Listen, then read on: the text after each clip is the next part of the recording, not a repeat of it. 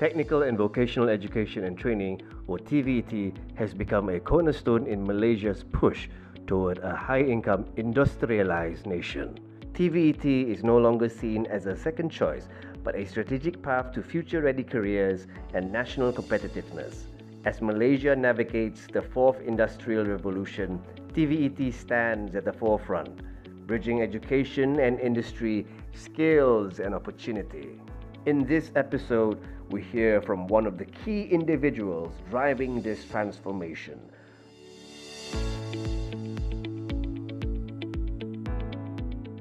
Nama saya Muhammad Anis Fakhri bin Muhammad Nisfu, berasal dari Batu Uban, Pulau Pinang.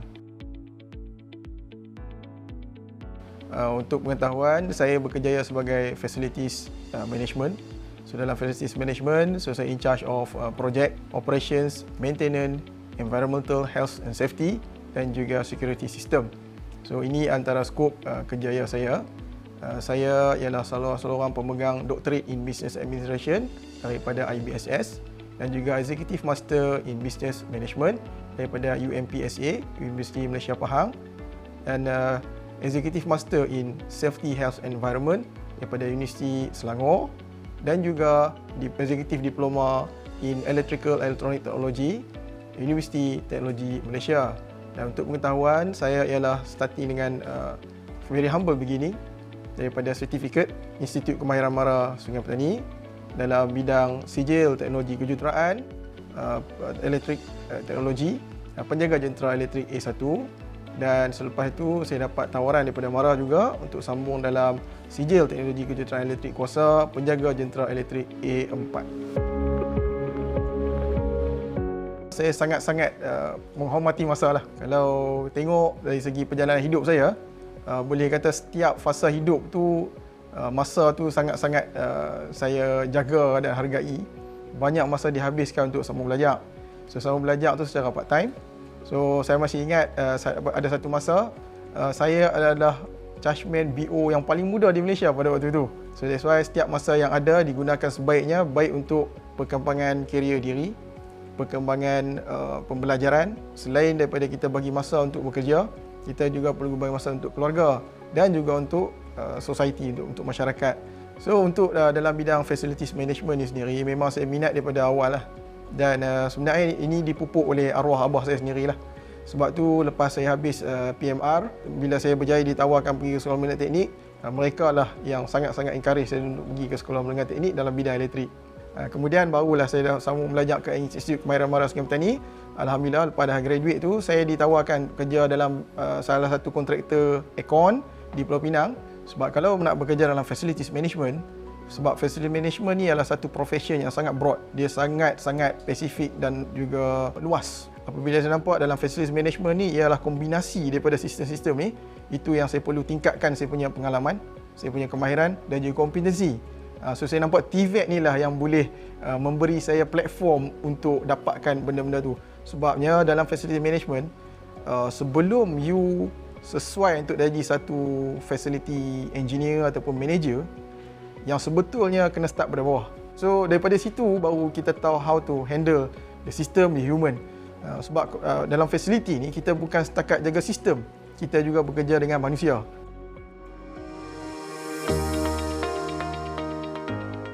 Behind the weight of responsibility, time remains his top priority. For Dr. Anis Fakhri, discipline begins at home, and the unwavering support for his wife is the pillar behind every step. Isteri ni sebagai satu tulang belakang kepada diri saya sendiri. So behind every successful man, there is a wife behind kan. Memang from zero. Tetapi dengan sokongan, dorongan daripada isteri, alhamdulillah, dia bagi sokongan dari segi moral, kewangan, dari segi emosi. Saya rasa elemen-elemen ni lah yang menggabungkan, yang bagi satu kekuatan kat saya untuk saya pergi lebih jauh lah. Bila you diuji dengan kesusahan, kepayahan, kesukaran, kesempitan, tapi bila ada support system yang baik daripada keluarga, daripada isteri, the more pressure you dapat, lebih bersinar you akan shine. So saya pegang filosofi macam tu lah. Kami berkahwin tahun 2009. 4 bulan selepas tu, saya ditawarkan untuk sambung belajar ke TNB Ulsas dalam chargeman high voltage BO 11 kV. So saya untuk hadir ke kelas tu, ke kursus tu, saya terpaksa ambil cuti tanpa gaji selama 4 bulan. So pada waktu tu memang satu kesukaran yang sangat mencabar lah, kata tinggi lah.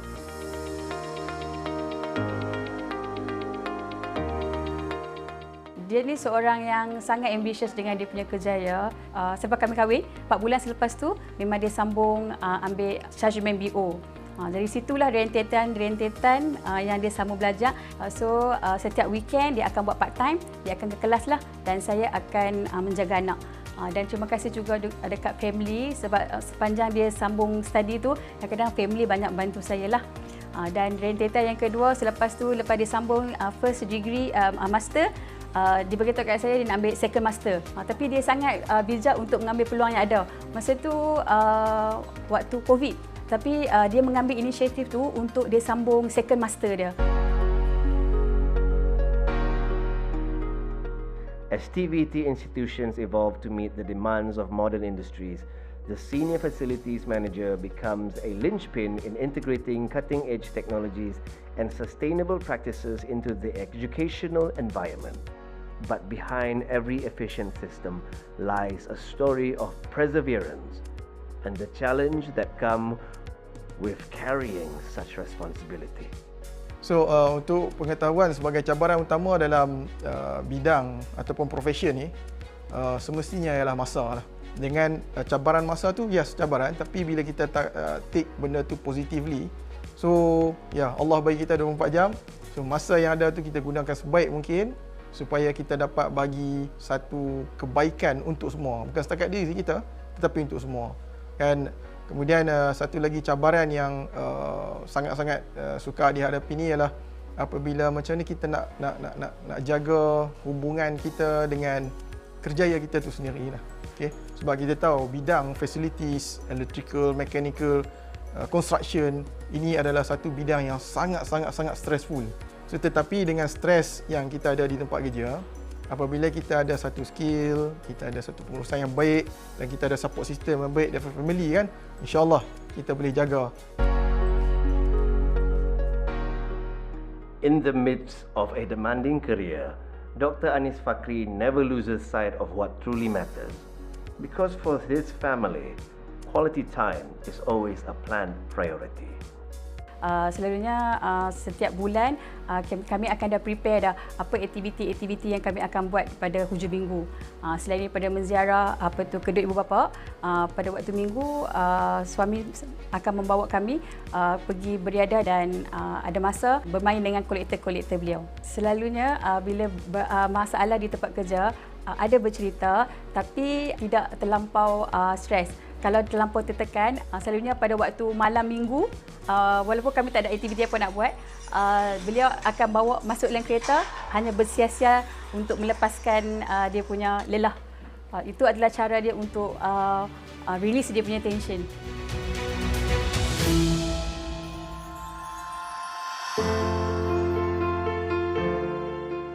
In the realm of technical and vocational education and training, the role of a senior facilities manager is both pivotal and multifaceted.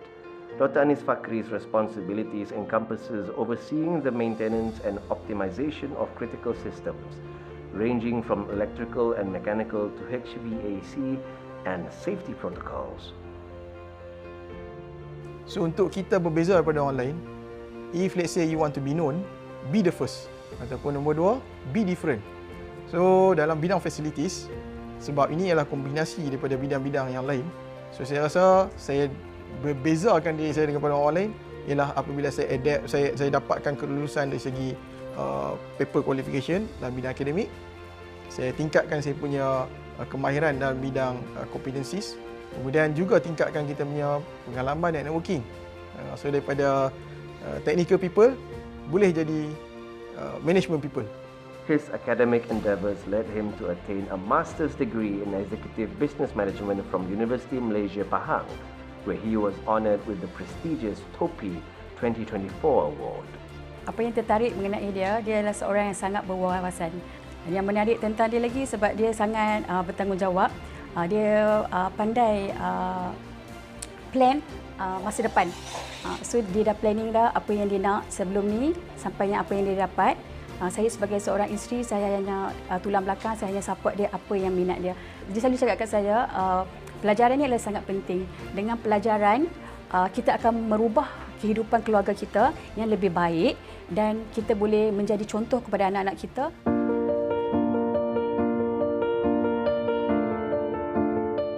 Ayah saya seorang ayah yang berwawasan tinggi dan nak mencapai cita-cita. Jadi ayah saya ni dia didik kami untuk jadi anak yang berguna, anak yang bagus untuk masa depan. Ayah saya selalu cakap, bila kita study, bila kita boleh target sesuatu, masa depan kita akan jadi lagi cerah. Walaupun kita tak ada apa-apa, tapi kita boleh jadi from zero to hero. From his humble beginnings in TVET to becoming a leader in facilities management, his journey shows that success doesn't come overnight. It's built through hard work, dedication, and a commitment to lifelong learning. Sebab dia seorang yang sangat ambitious, so kadang-kadang apa yang dia nak tu terlampau nak perfect. So saya sebagai seorang isteri, kadang-kadang saya ada rasa sedikit tertekan, tapi saya faham dia punya minat dia punya kehendak dia, kejaya dia. So saya sentiasa akan support dia. Kita boleh nampak sebab kami bermula daripada bawah. So peningkatan taraf hidup kita pun kita boleh nampak. Dulu kita susah kan masa baru kahwin, tak sempurna. Dengan kejayaan yang elok, so dapat kehidupan yang lebih selesa. Alhamdulillah.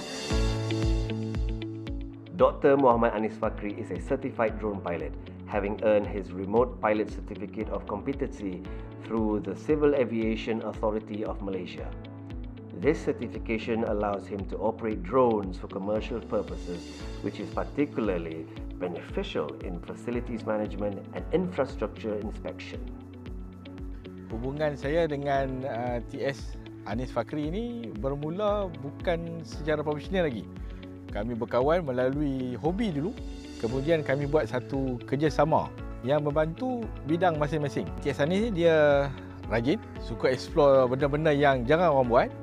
Kemudian dia jadi macam non-stop dalam bidang pembelajaran dia, terutamanya TVET. TS Anis setiap kali berhubung, walaupun kami dah berkenalan lama, tapi setiap kali berlakunya orang kata perkhidmatan profesional yang ditawarkan tu, dia akan beraksi secara profesional dari segi susun atur kerja, masa dan gerak kerja yang dibuat di tapak.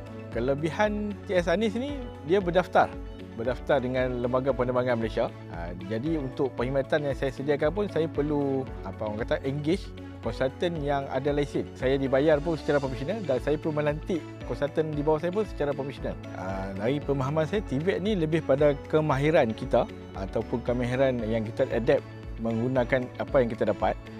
So dari segi perkembangan TVET, dalam 10 tahun ni banyak perubahan. Pelajar-pelajar yang keluar pun lebih menggunakan TVET berbanding daripada 10 tahun sudah yang kita hanya adapt daripada buku saja. TVET ni banyak membantu dari segi secara berkomunikasi pun ada, dan dia membantu juga dalam penggunaan teknologi dalam bidang masing-masing. Dalam bidang seni bina, TVET banyak bantu dari segi kita menyediakan lukisan, pembinaan, pemantauan tapak. Kalau kata seni bina ni, kita boleh kata daripada A to Z kita akan gunakan perkembangan TVET ni. Kita guna pakai baik pada khidmat yang paling kecil ke khidmat yang paling besar. Perkhidmatan drone yang ditawarkan oleh TS Anis, dari segi seni bina, dia membantu menjimatkan masa dari segi keuangan, masa, kemudian penggunaan tenaga kerja. Sebagai contoh, dari segi penggunaan drone, kita akan bermula daripada tapak tu kosong, semasa pembinaan, siap pembinaan dan sehinggalah penyerahan kepada pihak pelanggan. Mana kata daripada sebelum pembinaan tu kita pantau tapak, dari segi pembinaan kita tahu progres tu macam mana daripada tapak tu kosong sampailah siap bumbung. Selepas siap bangunan pula kita boleh pantau untuk tengok kecacatan bangunan yang sukar diakses melalui jalan biasa. Mana kata dengan hanya sejam penggunaan perkhidmatan drone ni, kita dah boleh tengok hampir keseluruhan bangunan. Bagi saya, untuk teknologi drone ni, dia bantu kami dalam bidang seni bina ni dari segi penjimatan masa, kurang penggunaan tenaga kerja dan kos. By incorporating drone inspections, Dr. Anis exemplifies how embracing innovative technologies can lead to more effective and sustainable facilities management practices. Okey, dalam bidang facilities management, sebab kita tahu negara menuju ke negara maju, kita pun akan ke arah IR 4.0 ataupun Industrial Revolution 4.0. So dengan Industrial Revolution 4.0 dalam bidang facilities management, kita boleh mengadaptasikan sistem ni ke dalam facilities management. Okay, untuk pengetahuan, kebanyakan facilities management kita pun dah start implement menggunakan building management system, iaitu satu sistem yang mana semua sistem kita integratekan ke dalam sistem perkomputeran, pendigitalan, supaya kita boleh kontrol penggunaan tenaga secara auto. Dan juga untuk pengetahuan dalam bidang facility management, antara salah satu task ataupun tugas ialah apabila kita nak buat inspection of building, okay, building fasad. So kita boleh menggunakan teknologi terbaru menggunakan drone. So kita cuma fly the drone, okay, secara otomasi ataupun manual, dapatkan data, kita boleh hantar kepada engineer. Engineer akan boleh buat analisis, dia akan boleh tengok apa defect yang ada kepada bangunan tu. So daripada situ kita dah boleh buat analisis. Instead of kita menggunakan tenaga manusia. Untuk pengetahuan dalam bidang solar sendiri pun kita dah menggunakan teknologi drone. So inilah kita boleh adaptasikan penggunaan teknologi dalam bidang facilities management untuk terkait dengan TVET.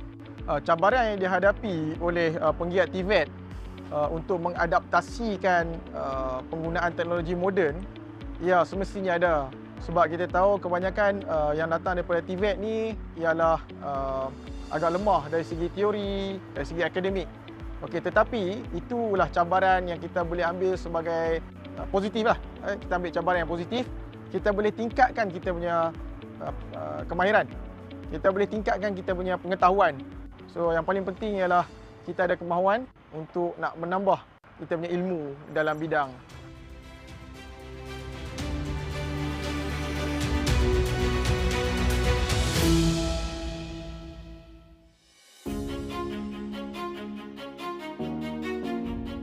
Daripada pengalaman saya kerja dengan Tuan Anis ni, dia memang ada berkarakter dan berkaliber. Dengan kepimpinan dia, dia sangat ada menitik beratkan dengan anak buah dari segi cara kerja, dari segi perancangan, dan juga dia boleh bertoleransi dengan anak buah dari segi komunikasi dua hala. Macam contoh di perkilangan kita ada aktiviti selenggaraan. So dari situ Tuan Anis akan kondak anak buah kerja apa yang perlu dilakukan. So kami sebagai anak buah, kami akan ikut follow, akan ikut arahan dia dengan sampai berjaya. So dalam setiap masalah dia akan selesaikan dengan cara tersendiri, dengan cermat dan bijak untuk kendalikan apa-apa masalah yang kami hadapi. Tuan Anis ni saya tengok dia sangat berwawasan dan bercita-cita. Dia suka untuk menuntut ilmu, untuk kembangkan dari segi teknikal dan kemahiran. Saya itu juga dia membantu saya untuk meningkatkan kompetensi dalam bidang elektrikal. Dan untuk kemahiran ni, yang pertama kita kena tingkatkan kita punya kualiti kerja dari segi bidang teknikal. Dari situ kita nak dapatkan contoh macam TC, judgement, kita kena ada seorang mentor untuk guide kita. So dari segi itu Tuan Anis akan guide saya.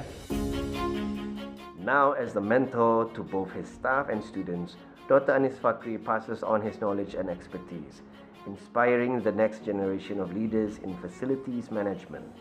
His journey is a testament to the power of mentorship and the importance of sharing knowledge for a brighter future. Yang paling utama disiplin. Disiplin dan komitmen. Sebab kita tahu apabila kita nak bekerja, apabila kita nak berkejaya ni, kita memerlukan satu disiplin yang tinggi dan kemudian komitmen. Semestinya perlu bagi komitmen yang sangat-sangat baik untuk berjaya, sebab semua tu melalui kesusahan kan. So apabila anda dah merasa susah, semestinya target goal ialah untuk menjadi seorang yang senang di masa depan. InsyaAllah bagi diri saya sendiri, saya masih menambah lagi ilmu, menambah lagi kelayakan, kemahiran dalam bidang facilities management. Sebabnya the world is changing. Kalau saya tak change diri saya akan being changed by the world. Dan benda ni lah kita boleh inspirasikan generasi baru lah. Supaya dia orang tahu apabila dia orang dah berkorban untuk sesuatu, dia akan dapat sesuatu kejayaan. A true leader is not defined by the title they hold, but by their relentless pursuit of self-improvement, their ability to adapt, and their dedication to inspiring others. Encik Anis ni adalah seorang yang berjaya dari segi cara kerjanya, dari segi kepimpinannya dan juga cara dia mengendalikan pekerja-pekerjanya. Lagi satu, ilmu yang ada pada dirinya itu sangat mahal, yang tidak ada pada sesiapa. Jadi ilmu itulah yang saya mahukan selama ini.